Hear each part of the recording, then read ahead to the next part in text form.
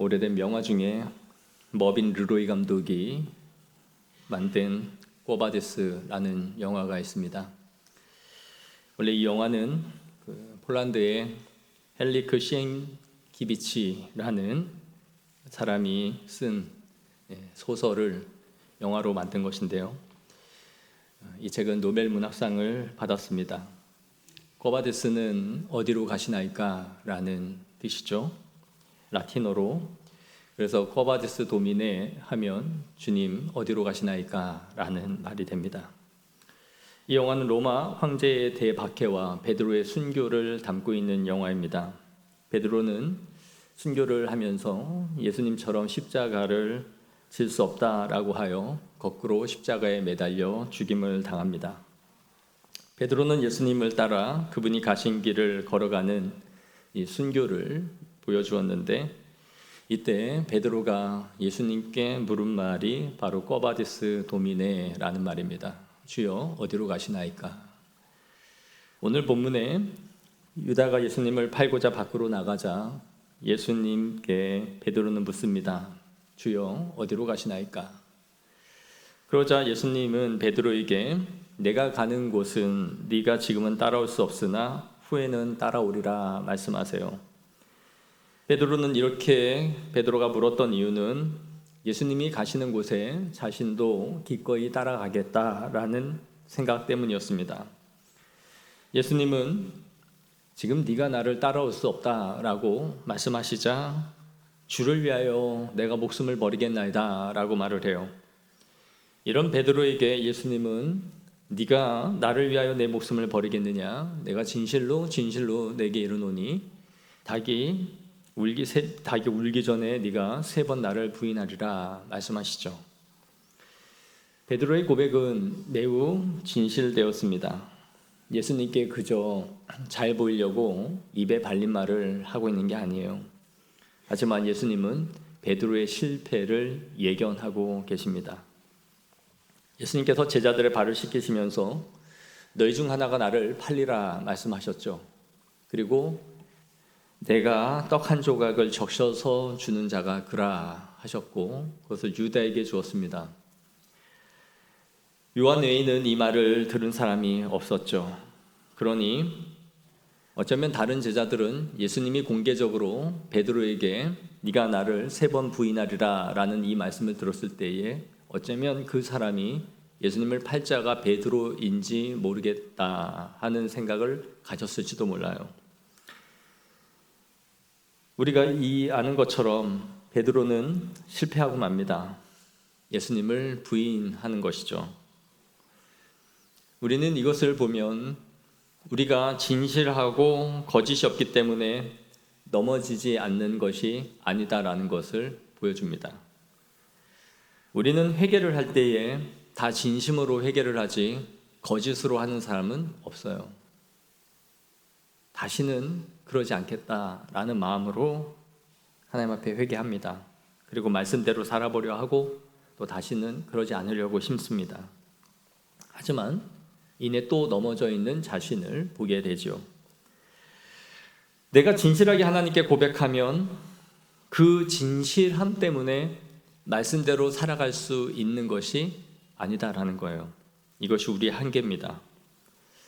베드로는 예수님을 따라갈 수 있는 능력이 나의 결단과 각오로 되어지는 것이 아니라 성령의 힘으로서만 되어진다라는 것을 알지 못했어요. 그래서 예수님은 지금은 네가 나를 따라올 수 없다라고 말씀하시는 거죠.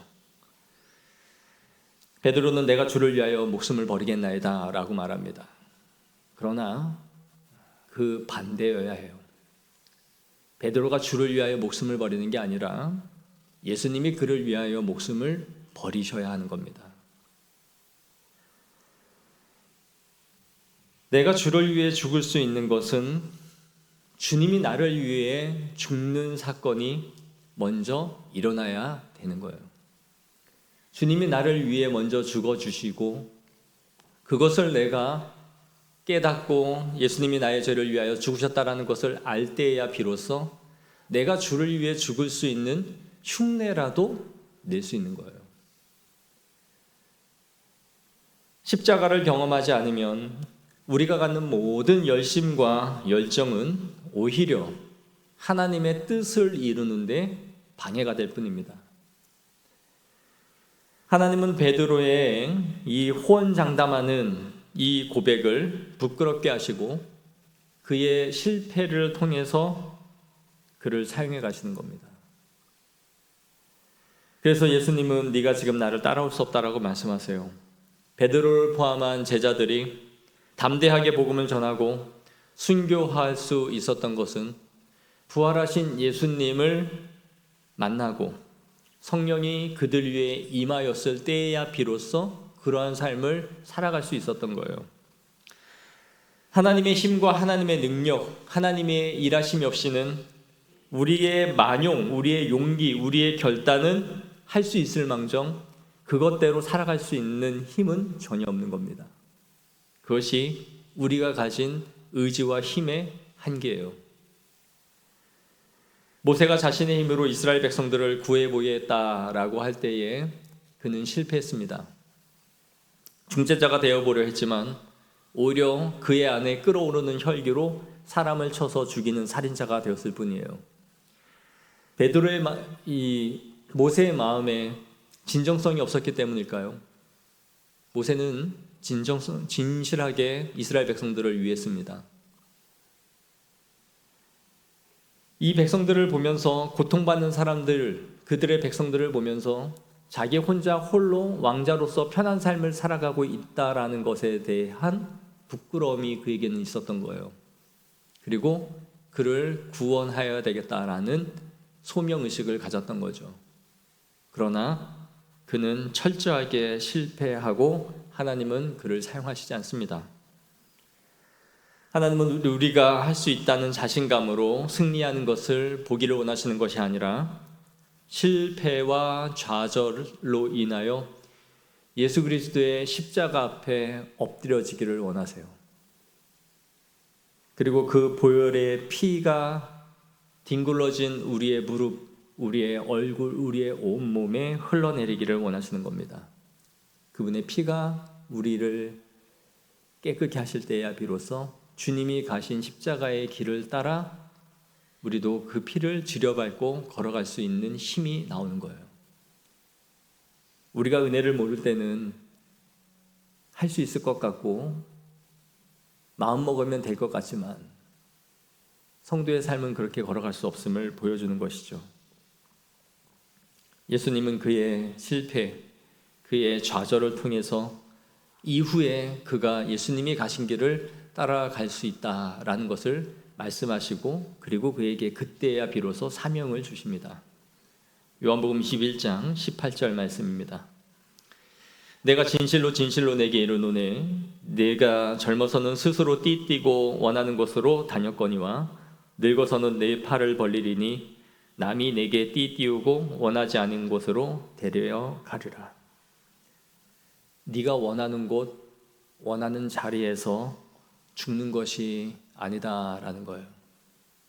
네가 원하는 때에 원하는 장소에서 죽을 수 있는 게 아니다. 네 의지와 상관없이 너를 띠띠우고 너를 원치 않는 곳에 데리고 가서 원치 않는 때에 너가 죽임을 당할 것이다. 그리고 그것을 통해 네가 영광을 받을 것이다 라고 말씀하시는 거예요. 우리의 결단은 약합니다.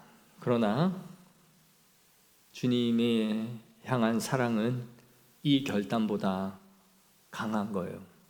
그리고 그분이 우리를 이끌어서 원하는 위치에 세우는 것입니다. 사명은 내가 원하는 곳으로 걸어가는 게 아니에요. 내가 원하는 시기에 죽는 것도 아니에요. 주님이 원하는 자리에, 주님이 원하시는 때에 우리를 기꺼이 쓰시고 죽는 거예요. 내가 하려는 것을, 내가 잘하고 내가 하고 싶은 것을 하는 게 사명이 아니라 했죠. 아무도 하지 않는, 마다하지 않는 것, 아무도 지고 싶지 않아 하는 그 자리에 있는 것이 사명이에요. 네가 젊어서는 혈기왕성할 때는 네 가고 싶은 대로 가면서 네 하고 싶은 것을 섬기지. 그러나 아니야. 너는 아직 지금 나를 따라올 수 없어. 너는 지금 나를 위해 죽겠다고 하지만 죽는 건 아니다. 너는 죽는 게 아니야. 네가 가고 싶지 않은 곳, 누군가가 너를 강제하여 내가 너를 세우는 그 자리가 내가 기뻐 받으시는 영광의 자리다. 여러분, 그 자리를 찾아가십시오. 꼬바디스 도민의 말로만 물을 수 있는 말이 아닙니다. 그 마음이 있다면 주님이 원하시는 그 자리, 그곳에서 우리의 삶을 다하는 것입니다. 저는 성광자매님의 삶을 통해 하나님이 그렇게 받으셨다라고 믿습니다. 우리가 원하는 때, 우리가 원하는 시간, 그 자리는 아니지만 하나님은 받으셨음을 믿습니다. 13장의 유다와 베드로 두 사람의 배신이 모두 예견되고 있습니다. 지난주에 살펴본 것처럼 유다의 배신을 우리는 알고 있고, 또 이번에는 베드로의 배신을 말씀하고 계세요. 그리고 그 말씀대로 그들은 모두 예수님을 버립니다. 하지만 두 사람의 결과는 너무 다르다는 것을 보여주지 않습니까? 똑같이 실패했지만 우리가 아는 것처럼 한 사람은 모기에 매어 창자가 터져 죽고 한 사람은 회개하여 돌이킵니다. 그리고 유다는 그의 직분을 타인이 취할 것이다 라는 말씀대로 사도의 직분을 박탈당하고 끝이 나지만, 베드로는 기독교 역사상 가장 위대한 사도로 기록되는 것이죠. 두 사람의 시작은 같았습니다. 예수님께 제자로 부름을 받았고 주님과 함께 3년여의 생활 동안 동거동락했으며 예수님의 가르침을 받은 사람들이에요. 그리고 공교롭게도 두 사람은 다 배신을 했습니다. 두 사람의 차이는, 한 사람은 은을 받고 예수님을 팔았고 한 사람은 말로만 예수님을 부인했기 때문이 아니에요. 두 사람의 배신이라는 본질은 똑같은 거예요. 금 덩어리와 금 가루는 본질이 같은 거죠. 함량의 차이가 있다 할지라도 같은 금이죠. 한 사람이 돈을 주고 팔았기 때문에 더 큰 배신이요, 한 사람은 말로 부인했기 때문에 작은 것이다, 아니에요. 본질은 같은 겁니다. 그럼에도 왜 이렇게 다른 결말로 끝이 납니까? 한 사람은 인간이 가진 본성대로 나아간 것이고 한 사람은 은혜로 이끌림을 받은 것이에요.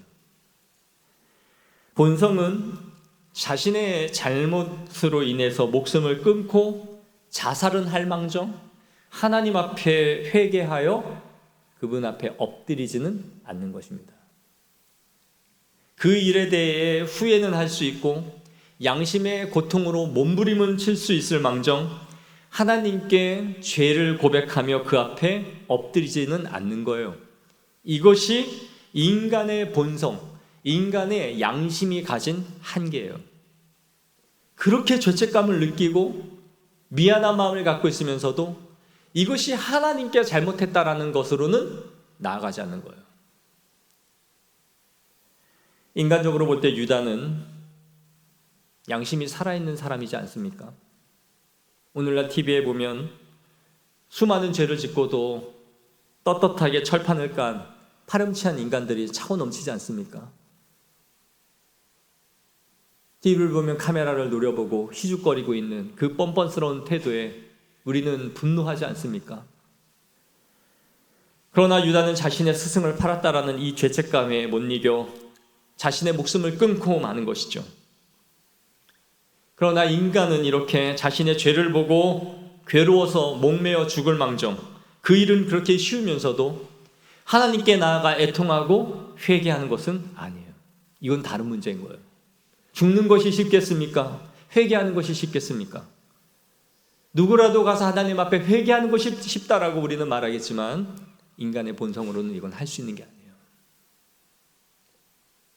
인간은 내 결백과 미안함 때문에 목숨을 끊으면서 그것을 증명할 망정 하나님 앞에 회개하는 것은 은혜가 부어짐이 없이는 이루어지지 않는 거예요. 우리 안에는 베드로와 유다 이 배신의 씨앗이 모두 우리에게 심겨져 있습니다.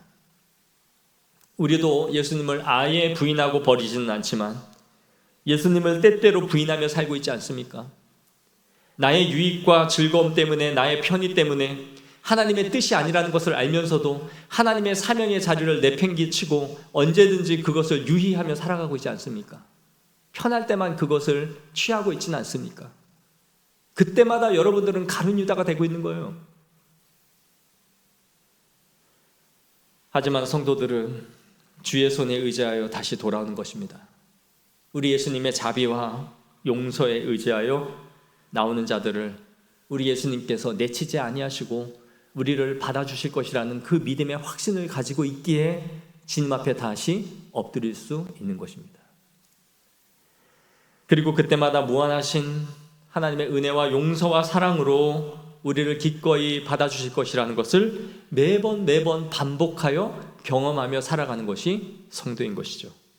사랑하는 성도 여러분, 실패하여 넘어지는 베드로가 될 망정 자신의 양심에 따라 죽는 유다가 되지는 말아야 됩니다. 이런 상황 속에서 예수님은 제자들에게 말씀하세요. 너희는 마음에 근심하지 말라. 하나님을 믿으니 또 나를 믿으라. 제자들이 지금 가장 두려워하고 있는 것이 뭘까요? 예수님의 죽음입니다. 예수님의 이 부재 상태가 자신들에게 가장 두려운 일이 되고 있는 거예요. 제자들은 3년 이상 자신의 모든 것을 버려두고 예수님을 쫓았습니다. 그런데 모든 것을 버리고 쫓은 그 스승이 이제 죽게 될 거라고 말씀하시는 거예요. 제자들이 예수님께 책망을 받고 꾸중도 들었지만 생각해보면 이 제자들은 대단한 사람들입니다. 자신들의 직업을 버리고 가족들을 등진 것은 아니지만 이 가족들의 생계를 뒤로 한 채 오로지 예수님만 믿고 따라간 사람들이 이 제자들이었단 말이에요. 모든 것을 포기한 제자들이었기에 그 모든 것을 포기한 대상이 예수님을 죽는다는 것을 받아들이는 것이 얼마나 어려웠을지를 우리는 생각해 볼 수 있는 거죠. 그들은 고기잡이를 했던 어부들이었고 마태는 잘 나가는 세리였습니다. 당시에 돈을 잘 버는 직업군이었던 사람이죠. 그런데 이 사람들이 모두 직업을 버리고 예수님을 온전히 쫓았단 말이에요. 얼마나 많은 사람들이 예수님을 따라가겠다고 제자가 되어보겠다고 찾아왔었습니까? 그러나 예수님은 너희가 손에 쟁기를 잡고 나를 쫓을 수 없다. 죽은 자는 죽은 자에게 장사하게 하고 너는 나를 쫓으라. 그 말에 그들은 하나둘 다 떠나갔습니다. 제자가 되지 못했던 거예요.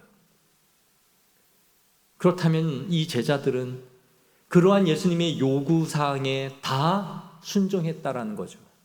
기꺼이 예수님을 쫓았단 말이에요. 그러니 베드로는 예수님께 이렇게 말합니다. 마태복음 19장 27절 29절에 이에 베드로가 대답하여 이르되 보소서 우리가 모든 것을 버리고 주를 따라 싸운데 그런즉 우리가 무엇을 얻으리까? 예수께서 이르시되 내가 진실로 너희에게 이르노니 세상이 새롭게 되어 인자가 자기 영광의 보좌에 앉을 때에 나를 따르는 너희도 12보좌에 앉아 이스라엘 12지파를 심판하리라. 또 내 이름을 위하여 집이나 형제나 자매나 부모나 자식이나 전토를 벌인 자마다 여러 배를 받고 또 영생을 상속하리라. 아멘. 이 베드로의 말과 같이 제자들은 내 부모 형제 모든 것을 버리고 주를 쫓았다고 당당히 말했던 거예요. 주님, 우리가 하늘나라에서 받을 유업이 뭐지요? 그걸 기대합니다. 예수님은 그에 상응하는 엄청난 복을 약속하시죠. 여러 배를 받을 것이다. 네가 포기한 거예요. 그리고 너도 나와 함께 심판의 보좌에 앉아 세상을 심판하는 자들이 될 거야. 물론 그들이 예수님을 따를 때에 예수님이 죽을 거라는 생각은 1도 하지 않았습니다. 그런데 이제 예수님이 자신의 사역을 마무리하면서 내가 죽을 것이라는 것을 구체화하자 이제 이들은 근심하고 두려워하기 시작했던 거예요. 내 삶을 올인을 하고 다 걸었던 그 예수님이 이제는 죽으신다니 감당할 수 없을 만큼 슬픔이 찾아왔던 것이죠. 이런 예수님이 제자들에게 하시는 말씀은 무엇입니까? 하나님을 믿으니 또 나를 믿으라. 쉽게 말하면 너희가 하나님을 믿고 있다면 그와 같이 나를 믿으라는 말이에요. 너희가 하나님을 믿고 있다면 그와 똑같이 나를 믿어라. 그들이 유대인으로서 하나님을 알고 있었고 하나님을 믿는 사람들이었죠. 그런데 그 하나님은 어떤 하나님입니까? 죽지도 아니하시고 피곤하지도 아니하시며 영존하시는 하나님이시며 아브라함과 이삭과 야곱의 하나님, 그 언약을 지키시는 하나님, 그 하나님을 너희가 믿고 있느냐? 그렇다면 그와 같이 나를 믿으라 말씀하시는 거예요. 이 말은 너희가 나를 하나님으로 믿지 않는다면 너희는 근심하고 염려할 수밖에 없다라는 말이에요. 하나님을 믿는다면 나를 믿으라. 그렇다면 제자들은 예수님이 하나님이라는 것을 믿지 않고 있다라는 말일까요? 예수님이 하나님이시라는 것을 믿지 않고 있기 때문에 하나님을 믿는 것처럼 나를 똑같이 믿어야 된다라고 말씀하시는 걸까요? 그렇습니다. 제자들의 믿음은 온전하지 못했던 거예요. 그걸 어떻게 할 수 있는가?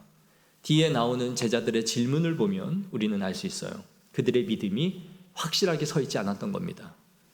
이어지는 대화를 봅시다. 4절에 내가 어디로 가는지 그 길을 너희가 아느니라 말씀하시자 도마는 주여 주께서 어디로 가시는지 우리가 알지 못하거늘 그 길을 어찌 알겠사옵나이까 라고 말해요.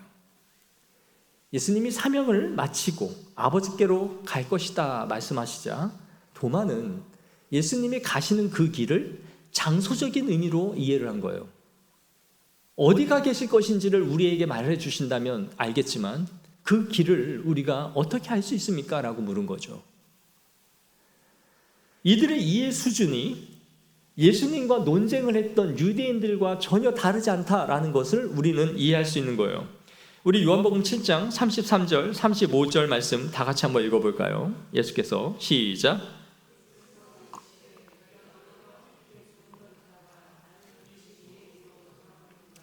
너희가 나를 찾아도 만나지 못할 터예요. 나 있는 곳에 오지도 못하리라 하시니 이에 유대인들이 서로 묻되 이 사람이 어디로 가기에 우리가 그를 만나지도 못하리요. 헬라인 중에 흩어져 사는 자들에게로 가서 헬라인을 가르칠 터인가. 아멘. 예수님이 자신들을 죽이려고 하는 이 유대인들에게 내가 유월절이 지나면 이제 곧 아버지께로 갈 거다. 내 사명이 끝이 나면 갈 거다 말씀하신 거예요.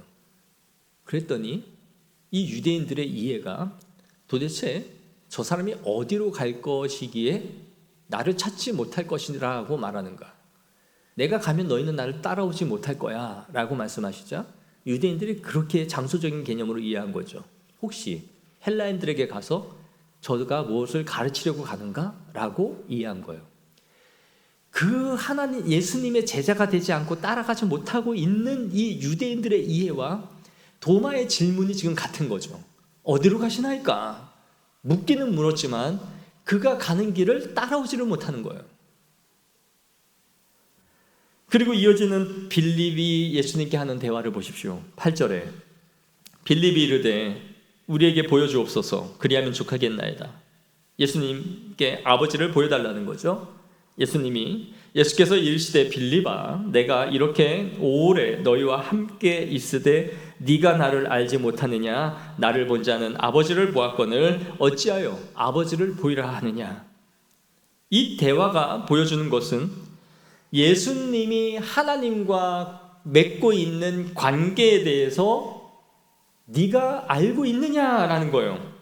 너희가 나와 아버지가 동등되다라고 이제까지 설교하고 가르쳤던 그 가르침을 너희가 알고 있느냐라는 거예요. 그걸 너희가 이해하고 있다면 하나님이 곧 나요. 내가 곧 하나님이라는 것을 너희가 알 것이다 라는 거죠. 그러니 하나님을 믿는다면 곧 나를 믿으라 말씀하시는 거예요. 예수님이 유대인들과 논쟁을 했던 이 부분이 무엇이었습니까? 자신을 하나님과 동등되다고 하신 것이 아니었습니까? 나와 아버지는 하나이니라 하신데 유대인들이 다시 돌을 들어 치려 하거늘. 지금 예수님과 제자들의 대화는 하나님과 아들이 동등되다라는 것을 너희가 제대로 알고 있느냐라는 것을 말하고 있는 거예요. 만약 너희가 이러한 이해가 없다면 너희는 근심할 수밖에 없단다. 내가 하나님임을 너희가 알 때에야 너희는 근심하거나 염려하지 않는다라는 거예요. 그러니 하나님을 믿는 것처럼 믿는다면 너희는 나를 믿으라고 말씀하시는 거예요. 여러분, 이것이 믿음의 본질입니다. 우리의 삶의 염려와 근심이 자꾸 드십니까? 불안과 근심으로 인해서 잠을 잘 못 이루십니까? 그렇다면 저는 여러분에게 한 가지 질문을 하겠습니다. 여러분은 하나님을 믿으십니까? 여러분은 하나님을 믿으십니까? 이 질문에 우리는 어이없을지 모르죠. 20, 30년을 믿어왔고 모태신앙인 사람에게 하나님을 믿느냐라고 묻다니요. 그럼요, 왜 내가 하나님을 믿지 않습니까? 지난주에도 교회를 갔는데요. 얼마 전에는 새벽 예배도 갔고요. 11조와 감사헌금을 꼬박꼬박 드리고 있습니다. 저는 하나님을 믿습니다. 예수님은 오늘 제자들에게 아주 원론적이고 기초적인 말씀을 지금 해주고 계신 거예요. 예수님이 죽어 없을지 모르는 그들에게 하나님을 믿는다면 나를 믿으라. 하나님을 믿는 것처럼 나를 믿으라 라는 것이죠. 내가 하나님을 너희가 믿느냐라고 이 믿음의 가장 근원적이고 길을 말씀하고 있지만 그들은 정작 어디로 가느냐라고 묻고 있고 정작 아버지를 나에게 보여달라라고 말하고 있죠. 그들이 도저히 예수님을 하나님으로 믿고 있지 않다라는 것입니다. 버젓이 예수님을 보고 있고 주님이 가실 길을 보여주고 있음에도 불구하고 그들은 보여달라 말하며 그 길이 어디냐라고 묻고 있는 것이죠. 우리가 가진 모든 근심과 염려와 패배와 좌절의 모든 끝은 그 질문이 어디로 귀결되느냐 하면 하나님이 되시냐라는 질문이에요. 다양한 질문이 아닙니다. 저는 목사님 그거 하나님 믿는데요. 사실 제가 불안해하는 것은 우리 자녀의 문제입니다. 내 돈의 문제입니다. 이직의 문제입니다. 그리고 내 건강의 문제입니다. 풀리지 않는 이 문제입니다. 하나님은 믿어요. 그게 저의 본질이 아니라 제 문제는 이거거든요. 아니에요.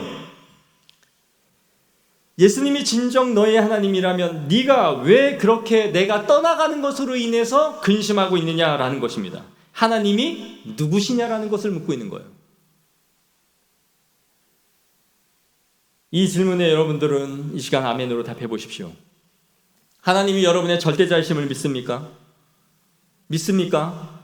그분이 우리의 삶의 주관자이심을 믿습니까? 그분이 우리의 생명의 주이심을 믿습니까? 그분이 내 길을 인도하시고 지키시며 끝까지 함께 하실 것을 믿습니까? 그렇다면 왜 두려워하십니까? 왜 절망하십니까?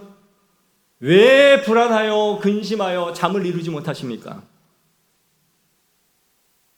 결국 우리가 근심하고 두려워하는 그 지점의 끝은 그분이 하나님이시냐라는 질문에 답을 못하고 있는 거예요. 하나님이 어떤 하나님인지 네가 알고 있느냐라는 거예요. 만물의 주관자요, 생명의 주요, 우리의 시간과 모든 삶의 섭리를 다 주관하여 가시는 하나님이라면 끝난 거잖아요. 그분은 하나님이시다. 제자들이 근심하고 염려하는 이유가 뭐냐는 거예요. 예수님이 하나님이심을 믿느냐는 이 질문에 답을 못하고 있는 거죠. 예수님을 보고 있고 가는 길을 설명해 주고 있고 그걸 다 말씀해 주고 있는데 보여주소서, 어디로 가시나이까? 우리가 그러고 있는 거예요. 우리가 가진 모든 근심의 끝은 바로 그분이 하나님이심을 믿느냐라는 거예요. 우리의 사랑하는 누군가가 떠나간 것에 대한 고통과 아픔, 이 모든 것이 우리를 때로는 좌절시키고 슬픔을 헤어나올 수 없게 하지만 아브라함과 이삭과 야곱의 하나님, 나는 산자의 하나님이니라. 아멘! 그렇습니다. 하나님은 하나님이십니다. 그 앞에 우리는 주께 영광을 돌릴 수 있는 거예요. 모든 우리의 삶의 질문의 끝은 다양한 것이 아니라 결국은 하나님이 너에게 하나님이 맞느냐라는 질문을 우리에게 던지고 있다는 거예요. 사랑하는 성도 여러분, 이 질문을 우리가 다시 재정립하기를 원합니다. 우리가 오는 삶의 회의와 신앙의 근심과 삶의 모든 우리의 일어나는 것들을 질문하십시오. 나는 하나님을 믿고 있는가? 하나님의 성품과 인격과 사역을 온전히 믿고 있다면 우리는 근심할 수 없는 겁니다. 모든 것은 그분께 답이요, 길이요, 진리요, 생명이시다. 그리고 그분이 하시는 모든 일은 선하시며 옳다. 그러므로 우리는 믿고 그분을 따라갈 수 있는 줄을 믿습니다. 사랑하는 성도 여러분, 하나님이 하나님 되심을 고백합시다. 그리고 찬양합시다. 그리고 그 앞에 기뻐하십시다.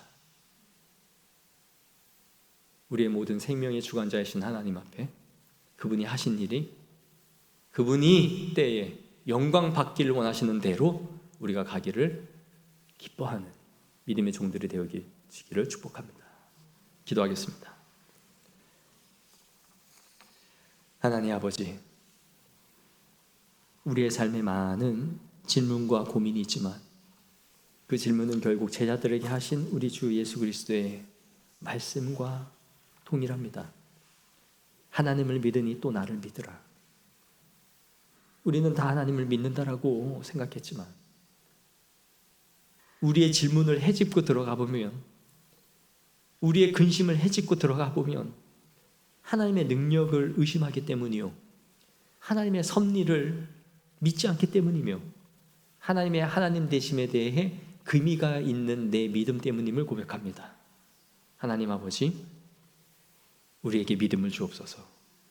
하나님의 하나님 되심을 다시 확인하며 그분의 십자가 앞에 엎드리게 하여 주옵소서. 모든 영광 주님께 올려드립니다. 예수님의 이름으로 기도합나이다. 아멘.